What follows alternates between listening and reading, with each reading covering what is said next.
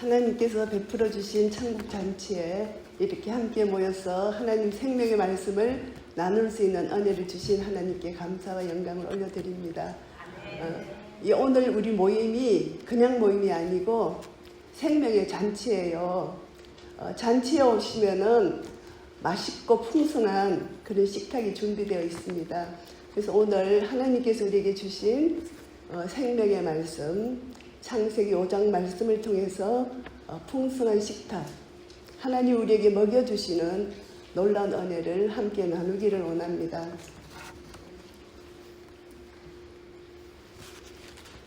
창세기 5장 말씀은 족보 이야기입니다. 계보 이야기.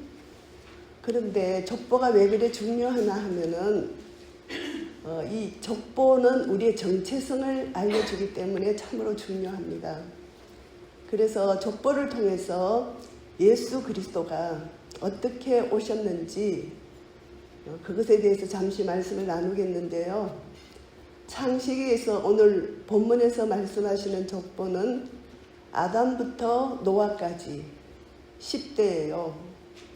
그리고 이제 노아의 아들 셈부터 아브라함까지 또 10대고요. 그리고 마태복음으로 가시면은 마태복음에서는 아브라함부터 그리스도까지 14대. 그래서 아브라함의 후손, 다윗의 후손, 예수 그리스도의 계보라고 이렇게 소개하고 있습니다. 그리고 누가복음에 가면은 누가복음 3장에 가시면은 예수 그리스도로부터 위로 올라갑니다. 하나하나 올라가서 그 위는 누구요? 그 위는 누구요? 그 위는 아담이요. 그 위는 하나님이시라. 하나님까지 이 족보가 거슬러 올라가는 것입니다.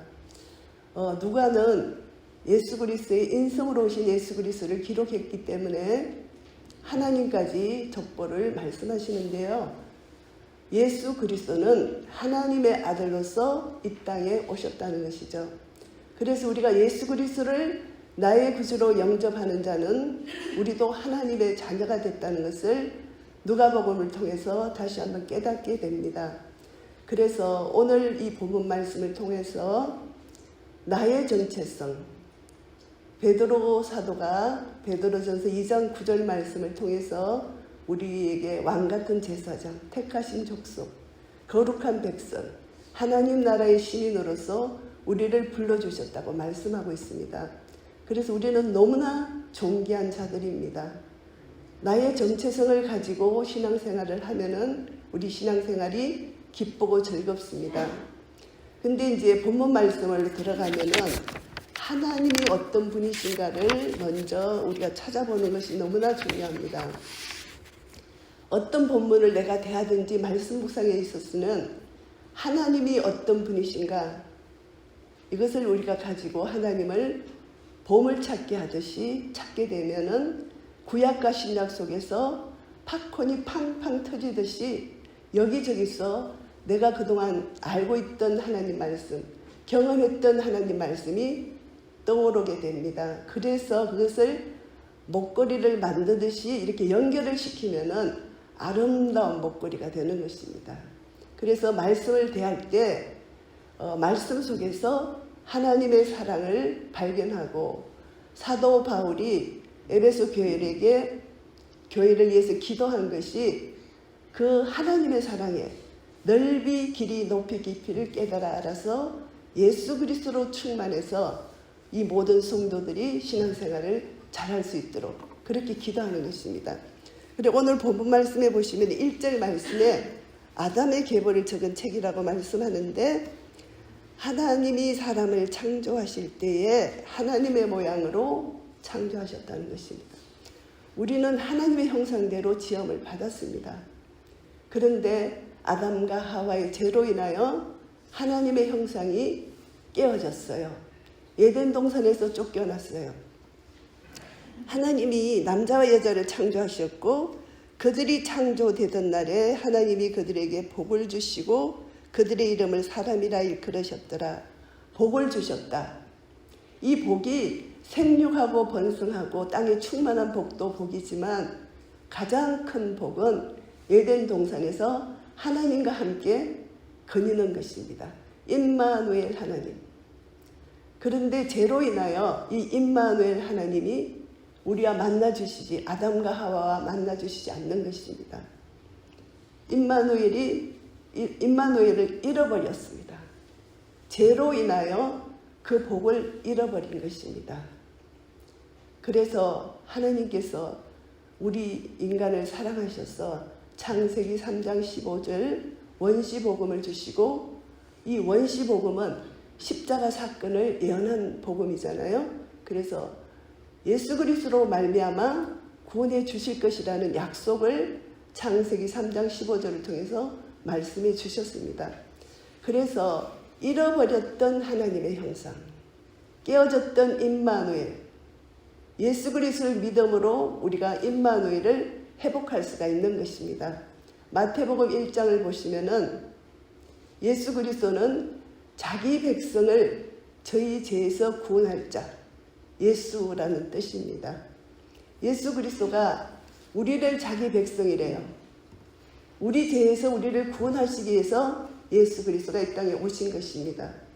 그 이름은 임마누엘이라. 예수님이 임마누엘로 이 땅에 오신 것입니다. 그래서 말씀이 육신이 되어 우리 가운데 거하심에 우리가 그 영광을 보니 아버지의 독생자의 영광이요 은혜와 진리가 충만하더라. 우리가 그 영광을 보게 됩니다. 독생자 예수 그리스도 임마누엘의 영광이 이제 예수 그리스도를 나의 구주로 영접하는 자 속에 들어오는 것입니다.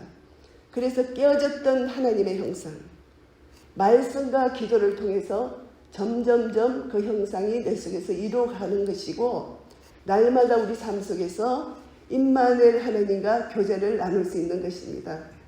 그리고 이 교제가 구원의 완전한 완성은 계시록 21장 3절 말씀에 보시면은 그 장막이 사람들과 함께 계시매, 그 장막은 하나님이 우리와 함께 계시니라.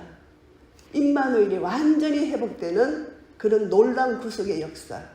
그래서 성경을 우리가 묵상하실 때 창세기부터 계시록까지 구속사적 관점으로 성경을 보게 되면은 이 속에서 하나님의 사랑이 얼마나 크신 사랑인지를 발견하게 되는 것입니다. 창세기를 기록한 목적이 있어요.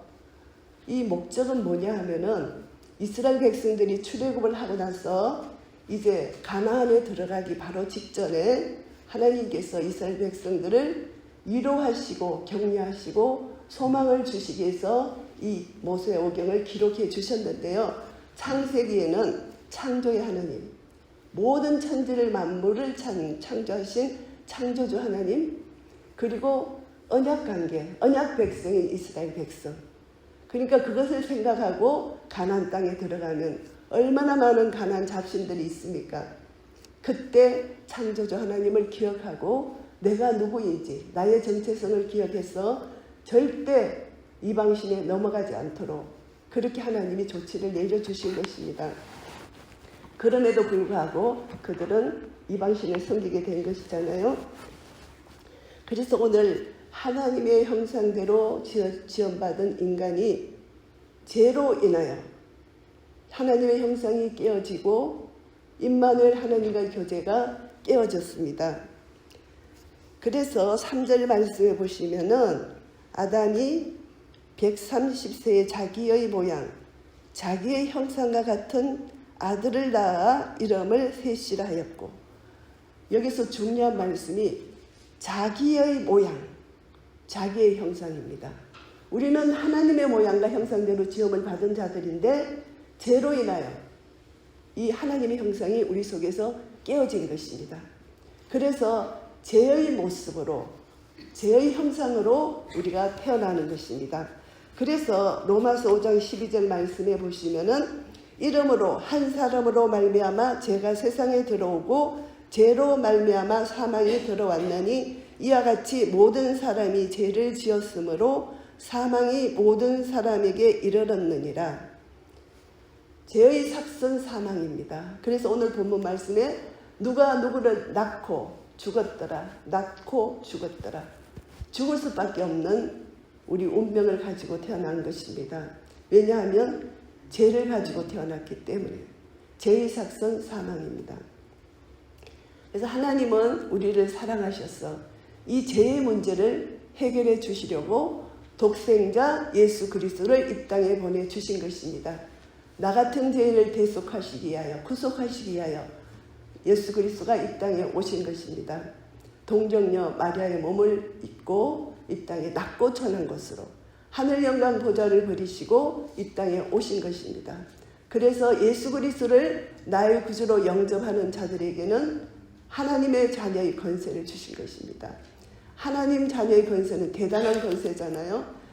신명기 12장 5절 말씀해 보시면은 하나님께서 구약을 통해서는 성전을 지어가지고 성전에서 예배를 드리게 했잖아요. 성전의 중요한 의미는 하나님을 만나는 장소예요. 그래서 나의 택하신 이름을, 하나님이 택하신 이름, 그것을 두시려고 택하신 곳, 하나님의 거룩하신 이름을 두시려고 택하신 곳이 성전입니다. 그래서 그 성전에서 우리는 하나님을 만날 수가 있는 것입니다.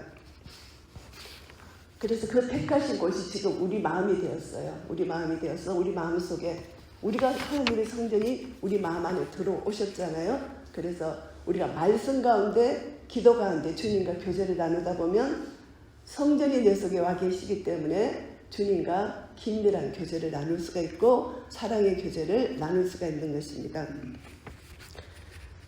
그래서 이제 우리는 죄의 모습으로 태어나서 죽을 수밖에 없는데 하나님께서 우리를 사랑하셔서 십자가 복음을 통해서 우리를 구원해내셨다는 것, 이것이 하나님이 우리에게 주신 최고의 선물입니다. 우리는 이 최고의 선물을 받았기 때문에 날마다 구원의 기쁨과 감격을 가지고 살아야 되는 것입니다.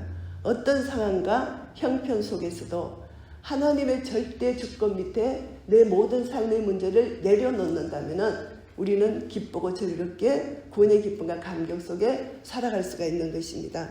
그리고 이제 낳고 죽고 하면서 에녹에 대해서 말씀하는데 에녹은 죽지를 않았습니다. 모든 사람이 죄인이고 죄의 삭선 사망인데 에녹은 죽지 않았습니다. 하나님께서 에녹을 통해서 부활 생명의 예표를 보여주시는 것입니다. 나는 부활이요 생명이니 나를 믿는 자는 죽지 않고 영원히 죽지 않는다. 이렇게 말씀해 주셨잖아요.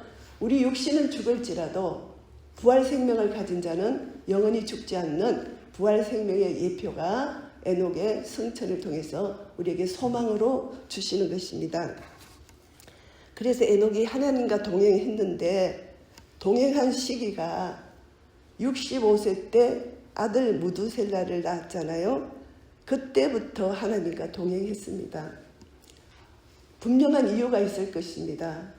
하나님은 아브라함도 만나주셨잖아요. 하나님은 하나님의 필요할 때마다 하나님의 종을 만나주시는데 에녹도 아담의 7대 손입니다.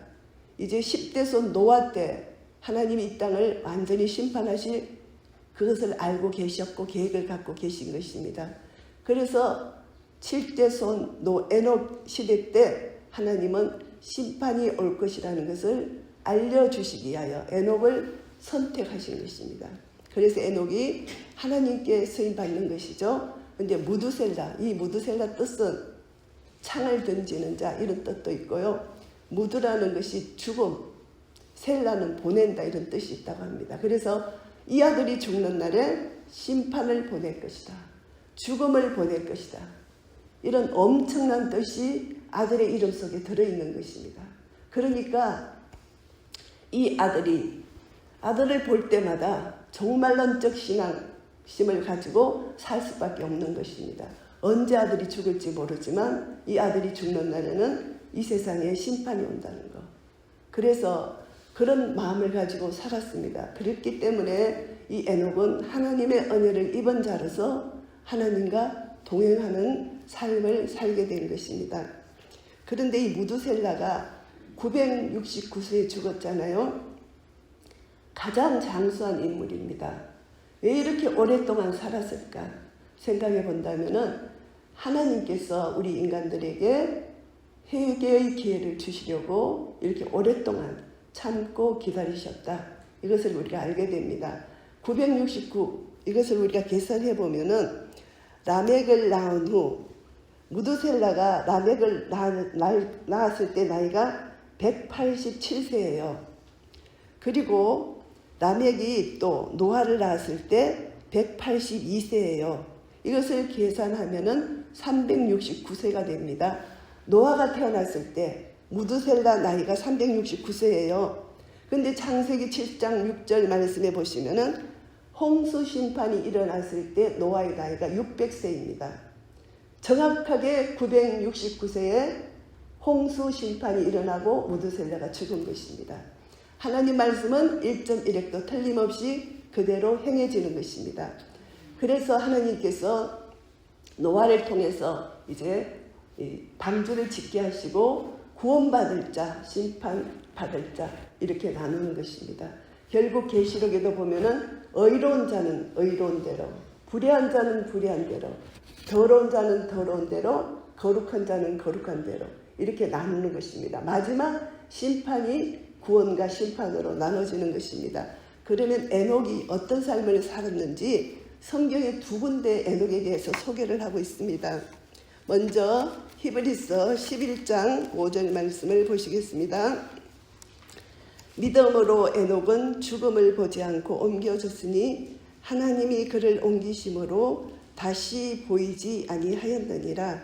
그는 옮기지기 전에 하나님을 기쁘시게 하는 자라 하는 증거를 받았느니라. 증거를 받는 것이 너무 중요합니다. 우리 그리스도인들은 증거를 가진 자라야 돼요. 예수 그리스도를 증거할 수 있는 증인의 삶을 사는 것이 중요합니다. 그래서 계시록 12장 11절 말씀에 보시면은 어린 양의 피를 우리가 증거할 수 있어야 돼요. 그를 증거하는 말로 인하여 그를 이겼다. 사탄, 악한 세력, 세상을 이겼다는 것입니다. 그들은 자기 목숨을 조금도 기이 여기지 아니하였더라. 결국은 우리가 예수 그리스도를 증거하는 증인이 된다는 것은 내 생명을 기꺼이 하나님 앞에 사랑으로 드릴 수 있는 데까지 가는 것입니다. 그래서 오늘 이 에녹이 이 말씀 가운데 기쁘시게 하는 자라 하는 증거를 하나님으로부터 받았습니다.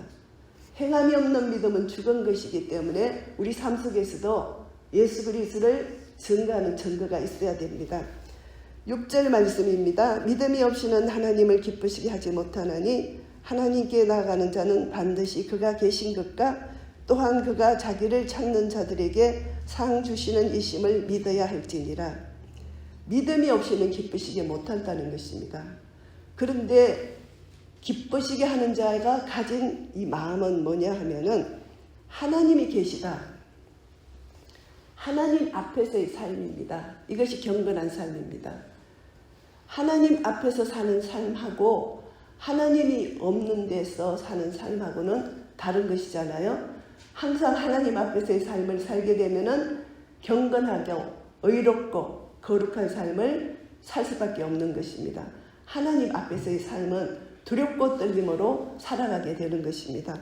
그래서 이 에녹은 하나님 앞에서 하나님이 계시다는 것을 여기서 말씀하고 있잖아요. 그래서 하나님 앞에서의 삶을 사는 것이고 또 하나님께서 자기를 찾는 자들에게 상 주시는 이심을 믿어야 할지니라. 하나님은 우리를 사랑하시되 독생자 예수 그리스도를 주시기까지 사랑하신 그 사랑이 우리에게 또 상을 주신다고 약속해 주신 것입니다. 그래서 상 주시는 이심을 믿는 이 믿음, 이 에녹이 하나님과 동행한 하나님을 기쁘시게 하는 증거가 수도 없이 많았습니다. 우리는 잠시 말씀과 기도 가운데 들어가면은 하나님 나라를 잠시 그 기쁨을 누릴 수가 있잖아요. 그런데 에녹은 300년 동안 하나님과 동행했기 때문에 하나님께서 하나님 나라의 비밀의 계시를 에녹에게 많이 열어주셨을 것 같습니다. 또 한 군데 말씀은 유다서 1장 14절 15절 말씀입니다. 아담의 7대 손 에녹이 이 사람들에 대하여도 예언하여 이르되 보라 주께서 그 수많은 거룩한 자와 함께 임하셨나니 이는 무사람을 심판하사 모든 경건하지 않은 자가 경건하지 않게 행한 모든 경건하지 않는 일과 또 경건하지 않은 죄인들이 주를 거슬러 한 모든 완악한 말로 말미암아 그들을 정죄하려 하심이라 하였느니라. 에녹은 예언자라고 유다가 소개하고 있습니다. 그래서 하나님께서 심판이 올 것이다, 이것을 예언하게 하신 것이죠. 그래서 계속해서 이제 에녹은 사는 삶 동안 자기도 경건한 삶을 살았을 뿐만이 아니라 경건하게 살지 않는 그 모든 사람들에게 말씀을 했을 것입니다. 심판이 올 것이라는 것.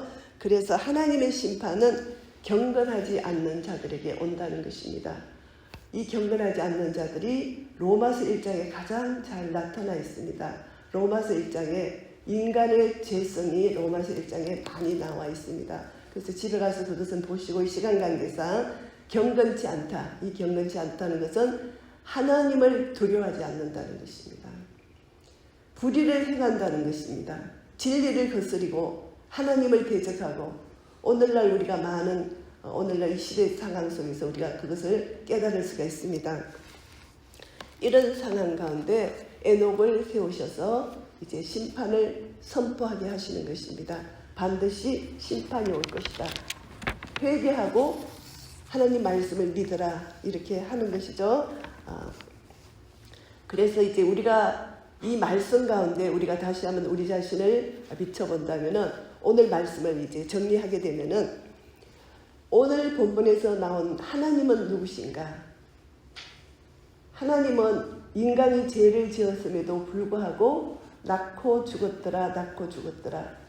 죄를 지었음에도 불구하고 그때마다 선지자 주님의 종을 보내셔서 그때 백성들을 구원해내시는데, 큰 그림으로 볼 때 우리 죄인을 구원해내신 십자가의 영원한 사랑, 우리 죄는 반드시 십자가로 멸하시고 또 우리를 사랑하셔서 우리를 구원해내시는 십자가의 완전한 사랑을 우리에게 주신 것입니다. 이것이 족보를 통해서 우리에게 보여주시는 것입니다. 갈라디아서에 보시면은 예수 그리스도를 믿음으로 고백하는 자는 아브라함의 자녀라고 말씀해 주셨잖아요. 그러니까 이 아담의 족보 안에 우리가 들어가는 것이고, 이 족보가 예수 그리스도의 족보고, 그래서 우리는 예수 그리스도가 우리 안에 계시고 우리가 예수 안에 거하는 그런 은혜를 입은 자들입니다.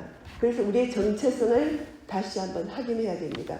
잃어버렸던 하나님의 형상, 깨어졌던 임마누엘, 그 하나님의 은혜가 이제 내 안으로 들어오셨습니다. 얼마나 감사합니까? 임마누엘 하나님과 함께 우리는 지금도 오늘도 내일도 주님 만나는 그날까지 영원토록 기쁘고 즐거운 구원의 기쁨과 감격이 내 속에서 역사되는 것입니다. 그래서 날마다 감사 찬송을 주님 앞에 올려드릴 수가 있는 것입니다. 그래서 우리에게 주시는 이 은혜, 나의 정체성을 다시 한번 생각하고 말씀이 육신이 되 우리 가운데 거하시는 예수 그리스도의 은혜, 그리고 내 안에 내가 지금 성전이 되었다는 것, 이것을 생각한다면은 우리는 기쁘고 즐거울 수밖에 없습니다. 이제 이 땅에 이제 우리 주 예수 그리스도가 반드시 재림하실 것입니다.